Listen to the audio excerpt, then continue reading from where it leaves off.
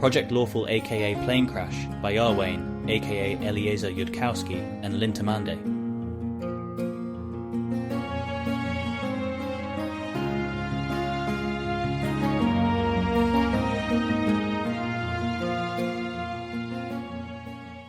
The math that Abigail Throon lacks is not actually all that complicated.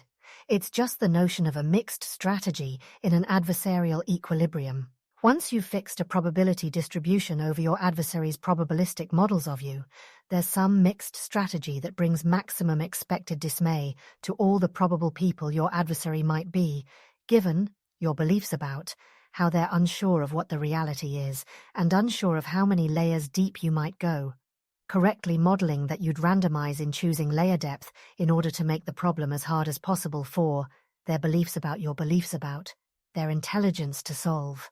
Just answering one level higher than you only works if you can predict them perfectly, and also they can't predict themselves.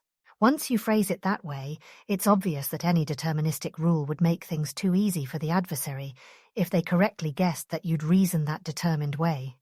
And conversely, once you realize there mustn't be a deterministic rule for determining the number of layers in a deception, the notion of a mixed strategy follows quickly. Really, when you put it that way, it makes you wonder why Abigail Throon herself did not work it out. She is not less cunning, as measured by detect thoughts and raw intelligence, than those mathematicians who first worked out the notion of randomized fixed-point strategies of adversarial games, somewhere in Dathilan's buried history. So why didn't Abigail Throon solve it herself? Let's take this moment in time to talk, as one often does, about the notion of conflict between entities of asymmetrical intelligence. Such conflicts are a surpassing theme of Dath Ilani literature, usually with the smarter entity starting out with the worse position in resources, and having to overcome that through wit that the other side failed to anticipate. And because there are buried warnings in that same literature, it's emphasized also that the conflicts between humans of shared culture are only a small special case. What matters more than disparities in time-local thinkumph are disparities in cumulated thinkumph.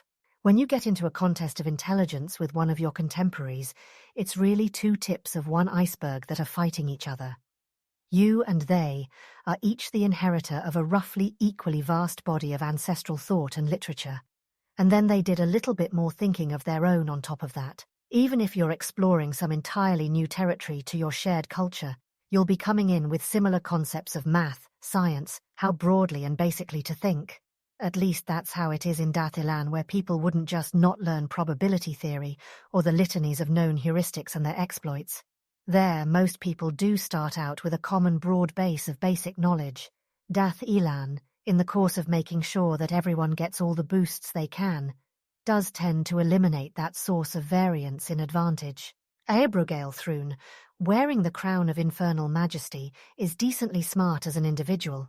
She didn't invent the notion of mixed strategy equilibria in layered reflective deceptions from scratch, or solve for that equilibrium, because it's surprisingly hard to invent that sort of thing if you have literally zero hints. Literally surprising in the sense that people would be surprised by it.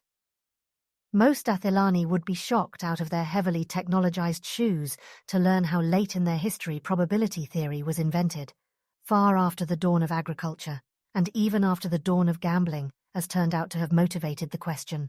Nex and Geb had each Inti 30 by the end of their mutual war. They didn't solve the puzzle of Aslan's IOUN stones, partially because they did not find and prioritize enough diamonds to also gain Wisdom 27, and partially because there is more to think oomph than intelligence and wisdom and splendor, such as Galarian spells readily do enhance. There is a spark to inventing notions like probability theory or computation or logical decision theory from scratch that is not directly measured by detect thoughts nor by tests of legible ability at using existing math. Keltham has slightly above average intelligence for Dathilan, reflectivity well below average, and an ordinary amount of that spark. But most of all, Nex and Geb didn't solve IOUN stones because they didn't come from a culture that had already developed digital computation and analog signal processing. Or, on an even deeper level, because those concepts can't really be that hard at INT 30. Even if your WIS is much lower and you are missing some sparks, They didn't come from a culture which said that inventing things like that is what the very smart people are supposed to do with their lives, nor that very smart people are supposed to recheck what their society told them were the most important problems to solve. Nex and Geb came from a culture which said that incredibly smart wizards were supposed to become all-powerful and conquer their rivals, and invent new signature spells that would be named after them forever after, and build mighty wizard towers and raise armies and stabilize impressively large demiplanes, and fight minor gods and surpass them, and not, particularly, question society's priorities for wizards. Nobody ever told Nex or Geb that it was their responsibility to be smarter than the society they grew up in, or use their intelligence better than common wisdom said to use it. They were not prompted to look in the direction of analog signal processing, and more importantly in the end, were not prompted to meta-look around for better directions to look, or taught any eld-honed art of meta-looking. So Nex and Geb weren't really, in the end, that much smarter than their societies, not least because that society and its cumulated thinkumph didn't tell them to try to be any smarter than their society. The real cautionary warnings in Dathilani literature, then, are woven into stories of meetings between humans and aliens, not conflicts between one human and another. Aliens with a culture 1,000 times as old. Aliens from a chronologically younger species, but that think faster. The real disparities in cumulated thinkumph would appear in meetings like that. You can imagine, and Dathilani authors have, an individual alien so smart that it doesn't need to learn about standard openings and ploys in Go, a game that exists in many places. It doesn't need to come from a culture that plays Go. It can just play out possible games in its head for a few hours and be superior to every human player at the end. You can tell stories about how, if you yourself have higher thinkumph individually than your opponent, but your opponent comes from a society of greater cognitive depth, you could perhaps try to move your conflict to some new territory that your enemy's society knows not, and beat them on conflict grounds of fluid intelligence, having moved out of crystallized known facts. Conversely, the stories go in Dathilan. If you are facing a terrifyingly smart opponent who is but for the moment more ignorant than you had better be ready to try to fight them on grounds that you know better, and defeat them very quickly before they can learn from experience much faster than you would learn from it. There can be stories about how one side has greater depth of cumulated thinkumph and fluid thinkumph not inferior to yours, minds of the same level but with better technology including mental technology. But the side with better technology is outnumbered and ill-resourced. There can be stories about fighting aliens that have greater cumulated thinkumph and greater resources and equal fluid thinkumph, and your one advantage is surprise. You have time to prepare with your lesser resources, and you can choose your battleground, but you must make all your moves without alerting them, and once you strike you must win very quickly. As for a story where the opposition has greater fluid thinkumph and a far greater depth of cumulated deep thinkumph, and has had time to acquire roughly equal resources and holds the advantage of surprise, well, what would be the literary point? It wouldn't even make a good sad story about a desperate doomed battle. If the truly smarter agency has had time to think and prepare and plan, it's not going to battle you at all. It's not going to attack you through any channel you've thought of, unless your knowledge of that vulnerability still leaves you helpless to defend it. The smarter agency is not interested in fighting you if that can be avoided. It would rather just win in a way that doesn't make a good story. If you get a chance to fight, if you get a chance to act, the alien is doing it wrong. There does come a point of wisdom beyond which an agent does stop doing it wrong, or at least stops doing it wrong in ways that sufficiently smaller agents can understand in advance as wrong. If there's extra universal forces that want things to be dramatic, Dathilani authors for example, they'll have to content themselves with picking a dramatically suitable moment for the instant win to occur, or maybe focus on the aftermath, if there is one. At least if they want their stories to be taken seriously by the very serious literary critics. And if you had to derive a single cautionary message from all that Dathilani literature, about what if you end up in the position of opposing an agency of greater current and cumulative thinkumph, and you do not have the advantage of surprise, and you do not have greater resources, that message would be: A short time ago, Abrogale Thrune was observed in the presence of Aspexia rugaton. Some swift final preparations were set into motion. They are now completed. At some distance from the Imperial Palace, a hovering rocket ignites. very quickly accelerating towards nearly the speed of sound. It's harder to keep a projectile stable over the speed of sound, and by the time it nears the Imperial Palace, it will already be moving faster than the reflexes of anything that could stop it. And no mortal hand could guide the rocket precisely enough, to the point where it's now been targeted, given the turbulence of the rocket's wake and the way that tiny errors would amplify. So the fine steering is being done by an analog magical processor inspired by the navigators on Aslanti Ioun stones, as hinted at by a more cumulated civilization's concept of a guided missile. The rocket approaches the wall of force guarding the palace, and a disintegrate already in the process of going off completes at just the right time and destroys the wall of force. Smarter. The rocket crashes through a window at nearly the speed of sound. At nearly the same instant, a dispel completes on a half-ton of low-quality high explosive, previously under the effect of a shrink item spell. At nearly the same instant, that explosive detonates even as it expands back to normal size. This explosion has been targeted to launch the Crown of Infernal Majesty out of the Imperial Palace into the air over Igorian. Not on an exact pre-calculated trajectory, you can't do that with explosions at this Magitech level. But the vector between the crown and the center of detonation has rendered it predictably the case that the crown will get launched in a known rough direction. A certain person has just teleported into Igorian to watch from that direction, ready to spot the magical signature of the fast-moving major artifact and move to grab it after.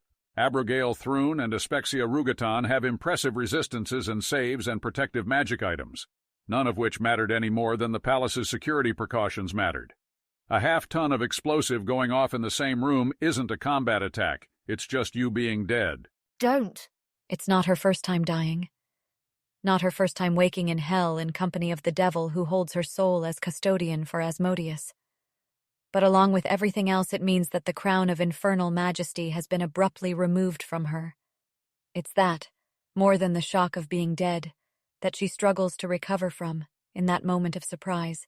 And because of that, she doesn't think fast enough to think all of the things that she could have thought.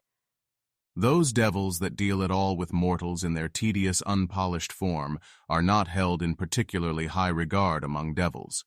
Mortals are, after all, paving stones in expectation and mostly in practice, and those torments and betrayals that can be visited on stronger and more interesting beings are more sophisticated, more impressive, all around better, than those routine, boring, and limited torments that can be attempted on the recently dead without destroying any hope of further use from them.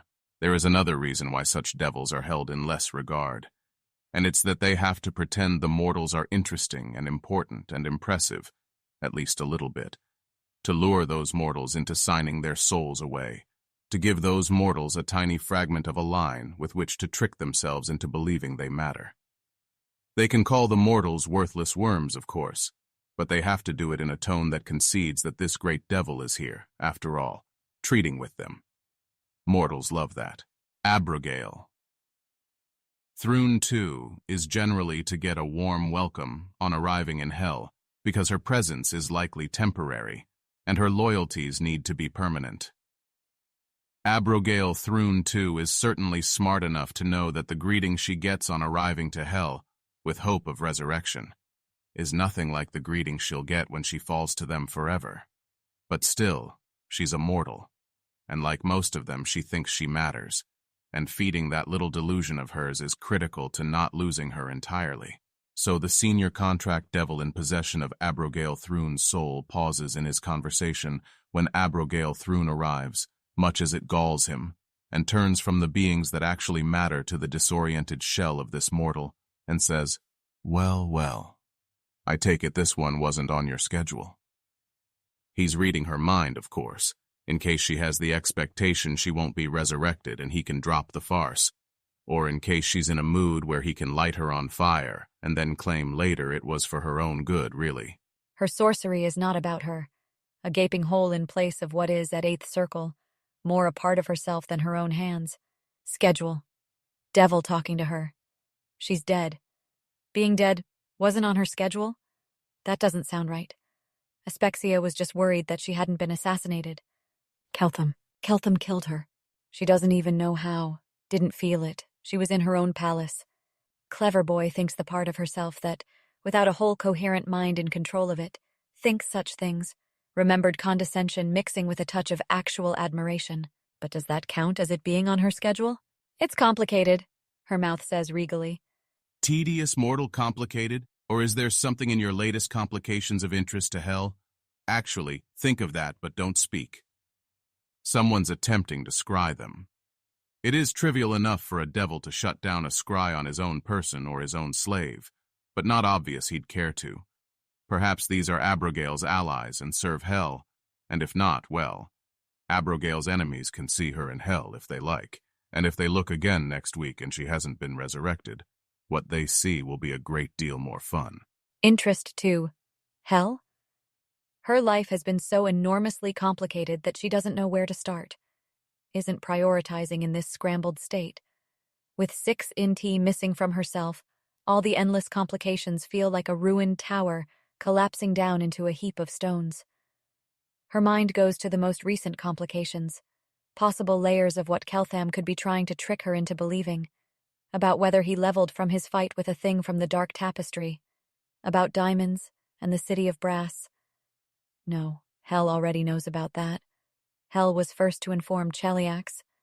She's not supposed to think about hopeful plans, because then they can't come to pass the way she hoped them. Only that somehow seems much stupider. In her own stupid state, Aspexia can't be right about that. She suddenly feels. He takes her hand then, and crushes it within his own until he can feel the bones break, but with his expression focused. I am your custodian. You have been commanded to think.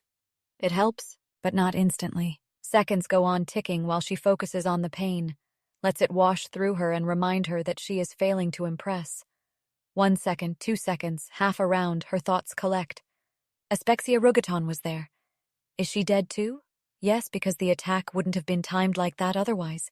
Does Keltham have something planned to stop Aspexia's resurrection and her own? If all Keltham wanted was to see his child dead, she should be resurrected soon. Minutes, though, not rounds. Because with both her and Aspexia dead, the protocol calls for resurrecting Rugaton first. Not as a power struggle between church and crown. Well, of course there's always a power struggle. But in this case, it works out to a common-sense answer and a tiny flow of political capital. Aspexia can cast true resurrection herself. If she happens to have it prepped, it might save a scroll. Let's take this moment in time to talk, as one often does, about the theory and practice of counter-assassination security in Cheliax. In Galarian generally, the vast majority of heads of state are defended primarily by custom, by inertia, by the country's sovereign not actually being important enough to be worth defending against the equivalent of one person with a distance-targetable projectile weapon. Security through nobody actually bothering to attack you all that hard or creatively is the most popular kind of security.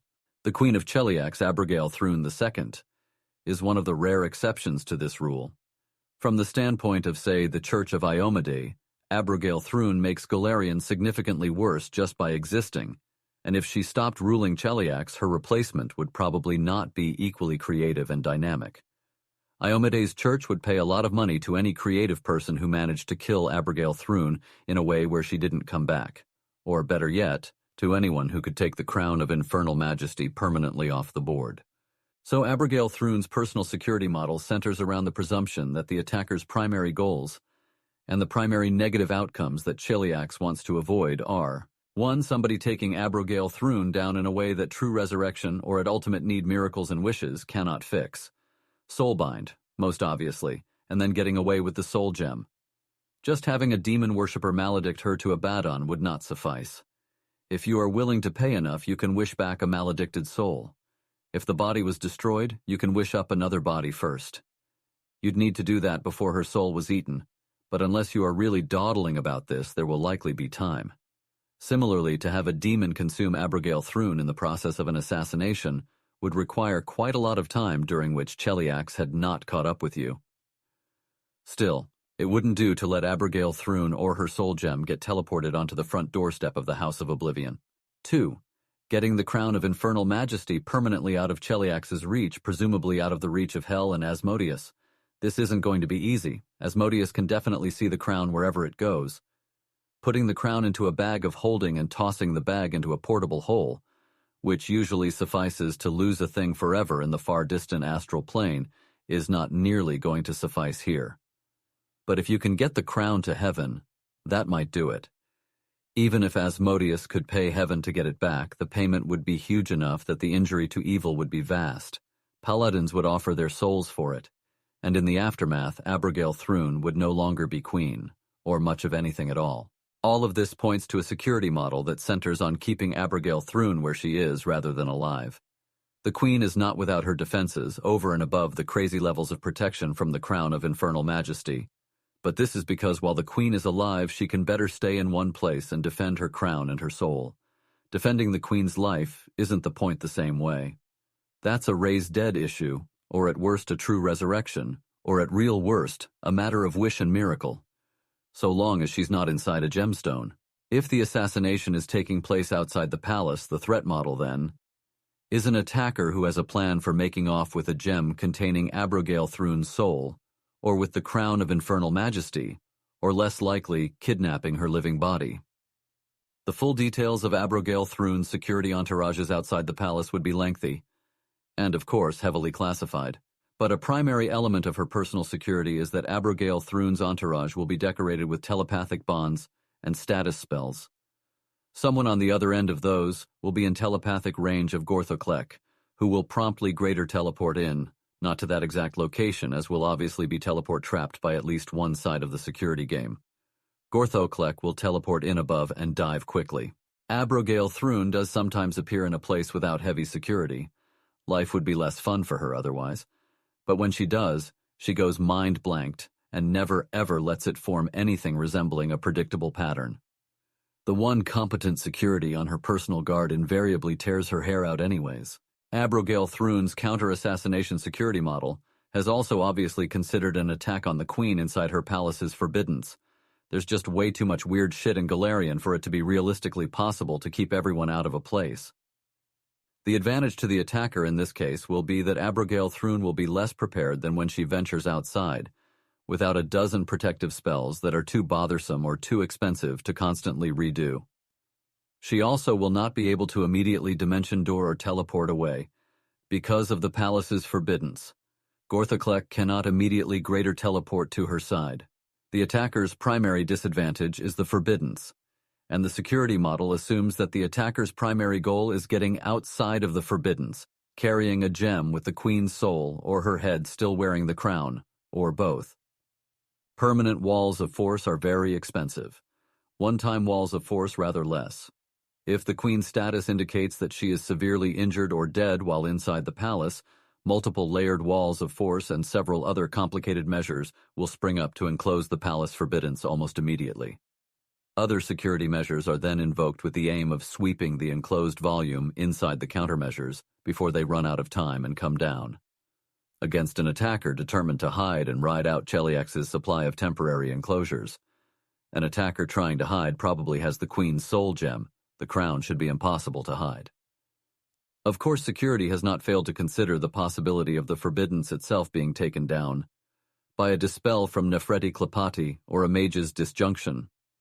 Could the attacker also have cast a teleport trap before then, in case Abigail Thrune tries to just teleport right out? If it was some other sovereign being targeted, then maybe, but a teleport trap allows both a will save and spell resistance. An 8th circle sorcerer wearing the crown of infernal majesty is probably fine here. Again, the details of measure and countermeasure would be lengthy. But one very pragmatic countermeasure is that if the palace forbiddance goes down while the queen is inside it, Gorthoklek teleports to her location and then scries for Aspexia Rugaton. Wishnapping is a whole entire other class of threat. Almost nobody besides Abigail Thrune needs to worry about it, it's just too expensive. If you are Abigail Thrune or somebody else worth well more than 100,000 gold pieces to kidnap, the first elementary precaution is to be mind-blanked whenever you're out of a forbiddance. But as for a mage's disjunction or a Nefreti Klapati dispel being levied on a forbiddance while you're inside it, and a wish following immediately after, well then, if you're Abigail Thrune, you laugh. Involuntary wish movement allows both will saves and spell resistance, and Abigail Thrune wearing the crown has plenty of both. Even without the crown, an 8th circle sorcerer still gets a heck of a will save, and Abigail Thrune's luxuriously spoiled aristocratic upbringing has granted her something of an extra strong will save on top of that. A circle of 100 noble Efreet could all wish for her to be moved, one after another, and Abigail Throon would not move did she choose to stay. The Efreet are not such mighty casters after all, even if they have a strange affinity for wishes. You'd have to render her unconscious outside of forbiddance and take off her crown, and if you can do either of those things, you can just take the crown. With all that said, it isn't realistically possible to prevent anybody from ever killing the queen. The primary pillar of security there is that resurrection is in fact a thing. For this reason did Abigail and Aspexia believe that Keltham ought to not have too much trouble assassinating the queen. So long as Abigail occasionally appeared outside the palace at a predictable place and time, no matter how much security she brought with her, and even if they were not instructed to leave gaps. Of course, then another obvious thought is that you could first assassinate Abigail Throon in a very normal way, and then hire a lawful evil spellcaster to resurrect her. Or even with some work and the right set of lies, get an Asmodean to cast True Resurrection from Scroll, aimed at Abigail Throon while she was vulnerable in hell. To prevent Abigail from giving her consent for resurrection unwittingly, or her asking the devil who holds custody of her soul to do the same, there's an obvious sort of setup that involves a greater scry spell and a message through that scry, as can be enacted much more swiftly than sending, containing a password telling Abigail that the upcoming resurrection is an authorized one, and naming a randomized exact number of rounds before that resurrection. Depending on how badly things got fucked up when the queen died, and especially if Aspexia Rugaton is also dead, or if there's an ongoing security penetration, their true resurrections may take place within the sort of tiny, unambitious demiplane that isn't too insanely expensive to stabilize with a permanency. That resurrection isn't the priority, though. The priority is securing the crown of infernal majesty. And there's all sorts of complications involved in Abigail Throon trying to prevent anybody else from putting on the crown during that process, especially if they happen to have maybe executed a compact with Asmodeus, or if they're a Throon. Or maybe a Throon in disguise who's secretly executed a compact.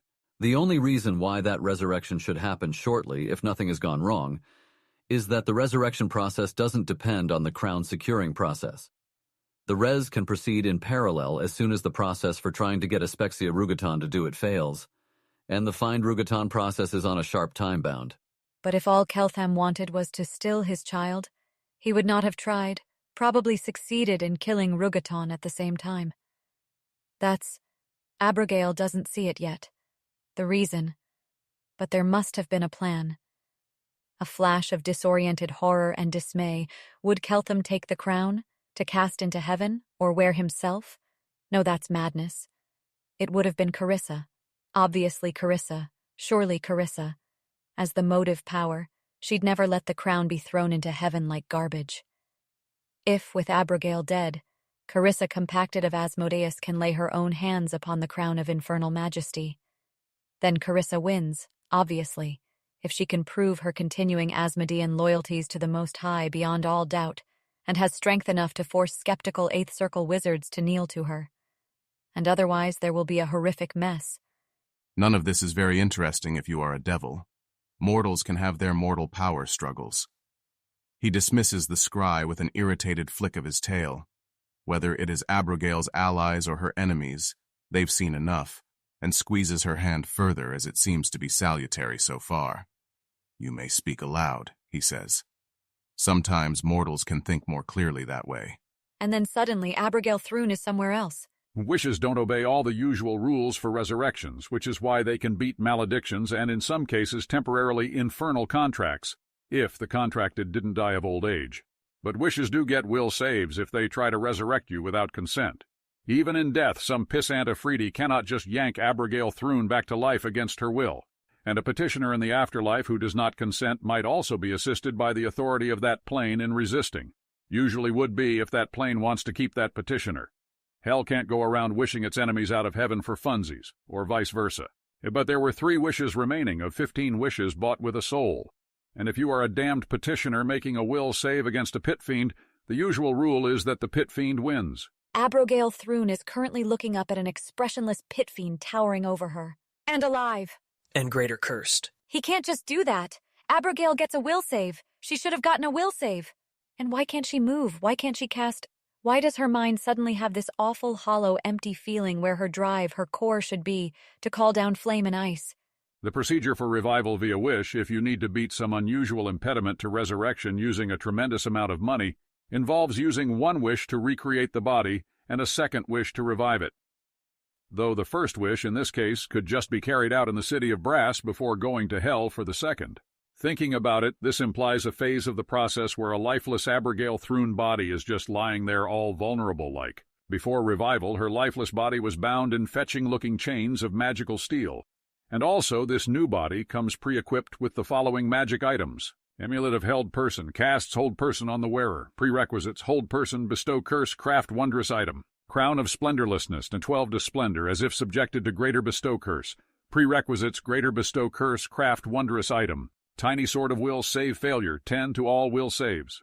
Prerequisites, Greater Bestow Curse, craft magical arms and armor. A note, missing prerequisites can be bypassed with an increase in crafting DC that is beneath INT 29 Carissa Seaver's dignity to acknowledge in any way. Keltham, who does not seem to be bothering to speak to her paralyzed form, nor to the pit fiend, unceremoniously picks her up, with obviously augmented strength, slings her over his shoulder, and hauls her quickly out of the iron room, exiting from there to what's clearly Avernus, the first layer of hell. His moves are hasted, not in the fashion of somebody who fears the consequence otherwise, just someone who doesn't want to waste time. It is hard to think in this state. She was 15 years old the last time anyone trained her to operate with intelligence, or wisdom, or splendor cursed. And then Abigail was not cursed this terribly. It is the sort of training that she just did not dare keep up later in life. It would make her just too vulnerable. Feeling impressed, feeling scared. Those are both emotions she should not let herself feel without deciding about it. But there they are, and it is much harder than usual to grind down everything that ought not be part of Abigail Throon. Her mind does manage to make the connection, once it sorts out the bodily feeling that she's already wearing a cursed amulet and cursed crown. That Carissa Seaver must be working with Keltham on this, or at least fulfilling magic item orders for him. Abigail's mind, looking around for anything allowable to think, decides that this means the crown wouldn't just be given to heaven. Savar wouldn't allow it. He passes through a gate that opens for him, into what looks like an unfamiliar demiplane, speaks a password, crosses a marked boundary. She can't move, can't cast, can barely think. When she looked forward to playing the Game of Thrones against Carissa, or maybe against a lawful evil Keltham someday, she did think it would be later, and that she would get a chance to make a move, in the game, rather than getting no chance to act at all.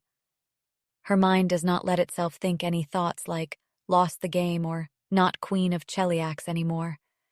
There are all kinds of ways that she could still end up being queen after this. There's no thoughts like that, but an awful sinking pit in her stomach, for Abigail Throon hasn't splendor enough to cast one cantrip now. He casts a second greater curse upon her, from scroll, and then a third, duplicating with those curses the effect of the cursed magic items already on her. And then a fourth and final greater curse, one that would seem non-standard even to Aspexia Rugaton, whose purpose Abigail Throon simply cannot read in the gestures he is making to tell the curse what it should be, casting it over a longer period than ordinary even with gestures hasted. She would protest, say something, persuade him somehow, maybe ask the seductively frightened question, "What are you doing to me?" if she could speak and had splendor. If this doesn't end well, it's all Aspexia's fault for insisting that Abigail wait paralyzed and frightened in her palace, instead of playing the game like a sane person. Keltham lays that final curse upon her, as she lies helpless to resist. He then moves out of her field of vision, leaving her bound and paralyzed upon the flat surface of what appears to be a gray-lighted simple demiplane, though to be sure, in Abigail's state, she could not see through an illusion, maybe even of an ordinary wizard, and never mind one cast from INT 29. She could not feel herself failing her will save, cannot tell what the curse is doing to her. She feels no more stupid or crippled than before. But even with 6 less INT than usual, even with an utterly crippling 18 less splendor than usual, Abigail Throon is not hollowed out enough not to wonder why they're leaving her conscious at all, nor fail to question whether she's actually unattended. The hold person from the amulet wears off, though she's still chained. Okay, haha, no, she's not stupid enough not to think that they'd hold her in such disregard as to leave her conscious and unparalyzed, just to show hellish contempt. It'd be an unnecessary risk. Detect thoughts. They've left her alone to see if she thinks anything interesting once she thinks she's alone. She has 6 less WIS than usual, and her core is hollow and empty. If anything, that almost saves her, that her INT is collapsed along with her WIS, and that there's so much more internal suffering to distract her. Her mind literally fails to prioritize all the things that she'd least want Keltham and Carissa to know. Just like she had trouble prioritizing for her custodian devil any thoughts like, this might just be the first stage of Keltham's plan. Well, what shouldn't she be thinking right now? She absolutely shouldn't be thinking that question, obviously. Ha! If she was Carissa, she'd already be thinking exactly the thoughts that would be advantageous for her captors to observe her thinking. Okay. That was not a smart thought to think while Carissa was possibly reading her mind, and maybe being reminded of some things to possibly get angry about. Abigail Thrun humbly acknowledges that Carissa Sevar is much better at this important life skill, which Abigail, in her spoliation, has not had due chance to practice after she took the throne. Standard advice about beating detect thoughts. During that transient pleasant interlude, while your captors haven't yet gotten around to torturing you until your will is broken, or also cursing you with 12 WIS so you have a 4-year-old self-control, is that you find something to think about, rather than not think about. It's fine if it's something horribly fascinating. And in the back of your mind, you have something else to not think about, which is not as ruinous. Abigail's passwords, maybe, such as a would-be queen might need. Actually, she does not want to share that with Carissa either. That time she noticed that some part of herself was glad that Carissa was having fun. There's a thing to try not to think about, or tropes. Not thinking of any hopes where the audience might watch her thoughts. She has some practice in not thinking that. So she can carefully not think any tropey hopes, even while trying to focus her actual thoughts on the 2 times she's had sex with Carissa. Would that make Keltham jealous, or aroused, or angry? Would he take revenge on her in a useful way, in a way that means she wins? No, she shouldn't think that. It decreases the chance that Keltham... How strange. She actually does not want him doing that to her, breaking her pride as a woman, not even if it's useful. She would have thought that it would be a more sexual thought than that to her, being wholly overcome by a man. Maybe it's the aching hole in her splendor, that it takes stronger feelings to be that more interesting Abigail. Well, if she really would hate it, that definitely increases the chance he'll bother to humiliate her, if the boy has gained any manhood at all. Romance novel tropes. Surely she cannot be taken, subdued, conquered, this easily. This cannot be the end for her just like this. It lacks drama. That's a hopeful thought. Aspexia has forbidden her to think those. No. No, it's safe to think that. It's a vague hope, and Keltham or Carissa or both are reading her mind, and now their character viewpoints matter. If she thinks it can't end for me with this little drama, and they believe it's the end for her based on their specific plans, and this is true, that doesn't fly as drama. Something unexpected would happen from their standpoint. Something would shake up the story. She waits then, her body tense, now that she can move any muscle at all. Obviously, and as any sane person would expect, nothing happens. When her lungs start to hurt, she realizes she was unconsciously holding her breath and lets it out. Pit fiend Ironwain. There's a rumbling, cold chuckle, and then a pit fiend. The same pit fiend who was leaning over her before, as you can recognize if you've had enough dealings with devils, leans over Abigail once more and picks her up much as Keltham did, though with far greater strength. It is possible, it is imaginable, that the lesser Carissa Sevar within Dis might have failed to negotiate any explicit compact term along the lines of, when I use my gate back, the pit fiends are not allowed to follow me, invisibly or otherwise.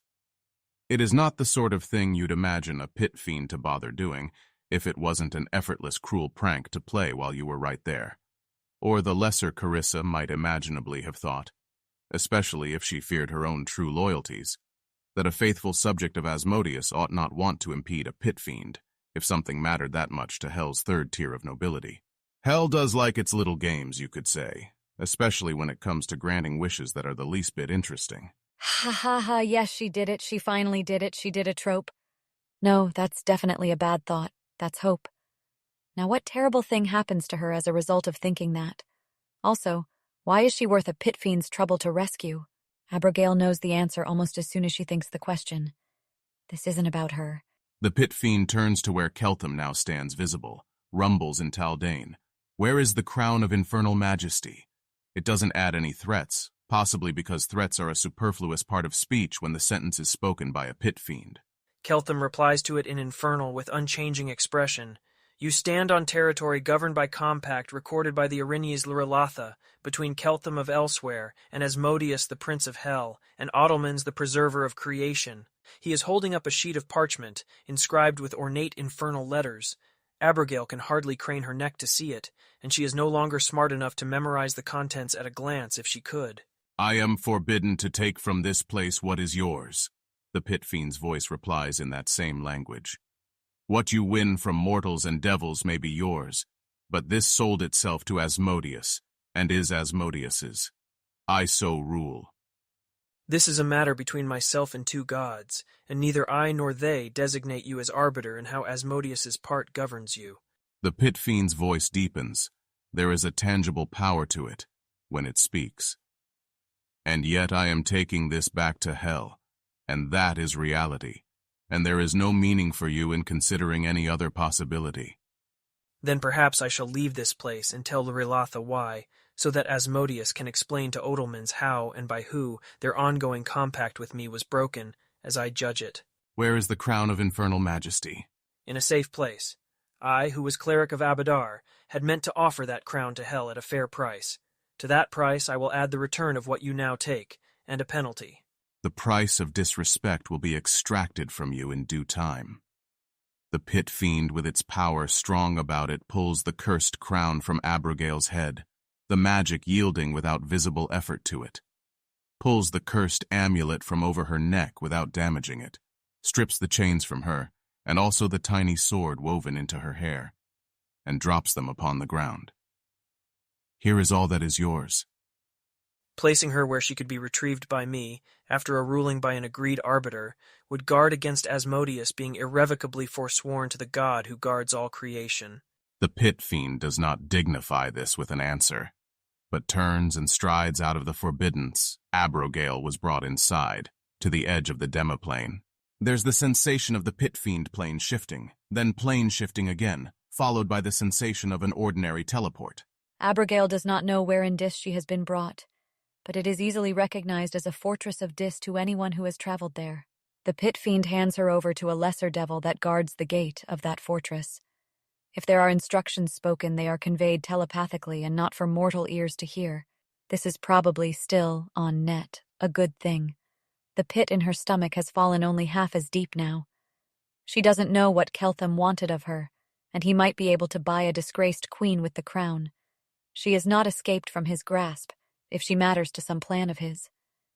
But whatever is to follow, Hell has much more of an interest in Abigail Thrune still being Queen of Cheliax when it's over. They'll extract a price in pain for her failure. But pain is something she knows how to bear, even if it can't be borne. You just go on. Infernal Fortress, Ironwain. She is carried swiftly and uncaringly through places of flame.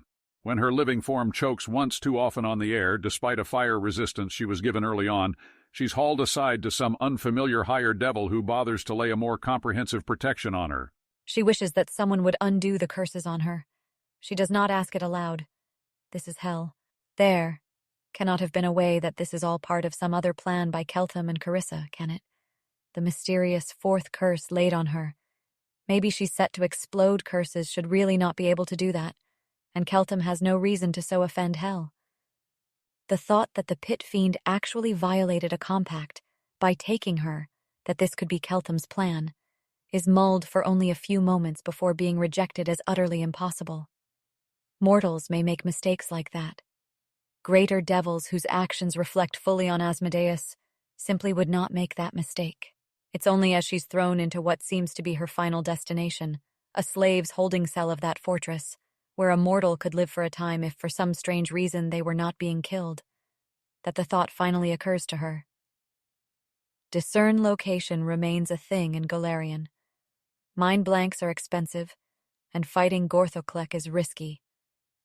if the goal is to take Abigail Thrune out of the game for a time, then arranging for her to be held in hell while Keltham seeks an arbitration could be superior to placing her somewhere that you'd have to pay to defend from hell.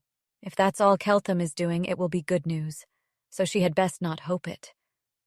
She wishes, in fact, that she had never thought of that plan, so that it could have come to her as an ironical surprise. But her thoughts are less controlled now, and now it is too late. She needs her wisdom back, and her intelligence, and enough splendor that her mind stops fucking whining. If any devils nearby are reading her thoughts and are annoyed about all this fucking whining, Abigail understands if she gets hurt about it, but the whining will only actually stop when somebody dispels these curses. She is possibly the leading expert in creation about whether you can quickly and easily hurt low-splendor mortals for whining inside their minds, in a way that makes their minds stop whining, without just completely breaking them. And the answer to this is no. Obviously, she'll have to be hurt too, for whining. You can't get out of hurting by needing special treatment instead. But she doesn't want her mind doing this either. And her own best judgment is that the mortal's mind will keep whining until somebody dispels the low-splendor curse, and then presumably hurts her for requiring special treatment like that. The horned guard at the door turns irritably, after a bit of this, and says, "That, done by hell, is an intervention in Galarian should you return to it, which hell cares not to pay for. Get a grip on yourself, or don't." She tries, and doesn't particularly succeed about it, with splendor too low to cast a sorcerer's cantrip. She hates herself, and knows that this too is probably annoying the devil. It would be nice if Abigail was one of those relatively more tolerable people who do stop mentally whining when they're hurt. But she's not. Abigail is the sort to never whine in the first place, because she accepts it as her place to overcome adversity or die. And everything that makes her, that Abigail has been crippled by losing 18 splendor. Her mind is fucking doing it again. The horned creature, without even any visible irritation, says to another, "It needn't be conscious." And then there's an excruciating stab of some long, needled claw, and then darkness.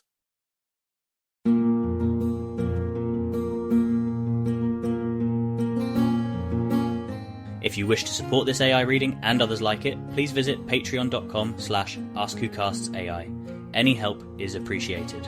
And thank you to executive producer John Doe 7776059